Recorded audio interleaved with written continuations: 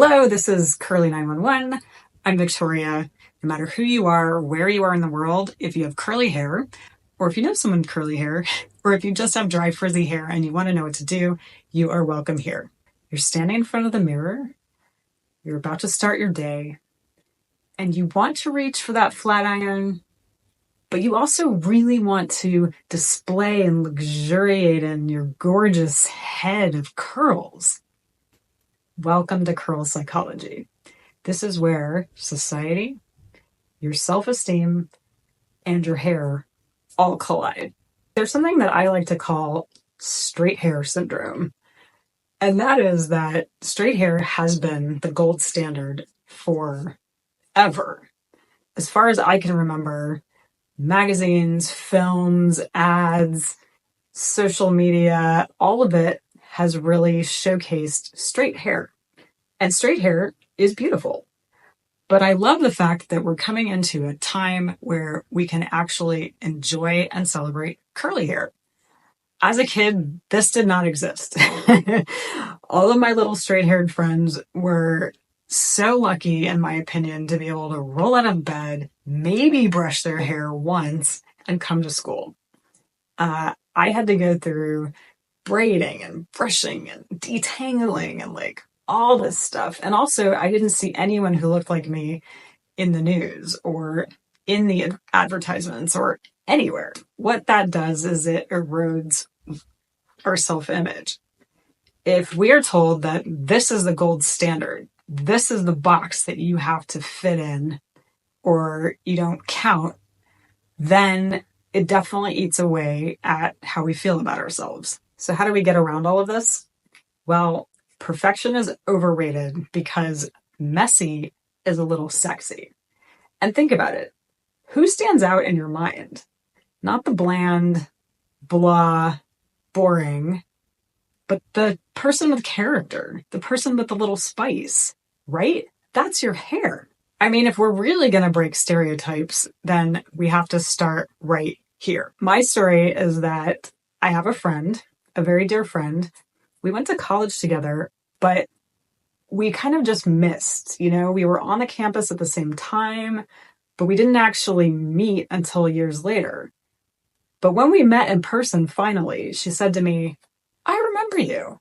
I remember your hair.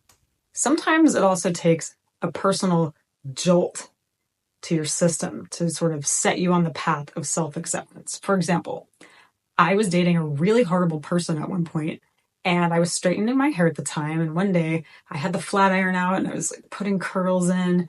And I looked at myself and I was like, what am I doing? I have curly hair.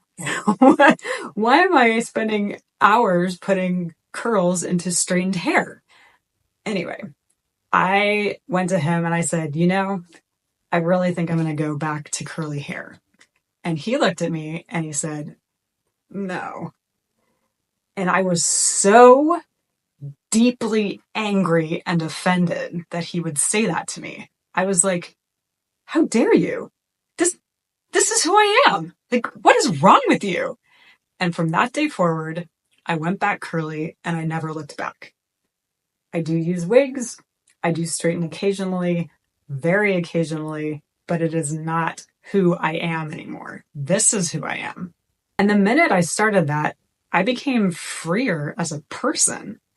I really did, because the self-acceptance, starting from my head, trickled down and in. And now I absolutely love my hair. And I could never say that before. Not only do I love my hair, I love who I am as a person. There is great, great power in going natural. Great, great power. I'm also not going to lie to you. It does come with some challenges. For example, finding the right products. That took me a long time. It took me a long time to figure out what works and what doesn't, what kind of works, what works sometimes, but you can do it. Trust me. If I can, you can. It is so worth the journey. You know why? Because you are worth it.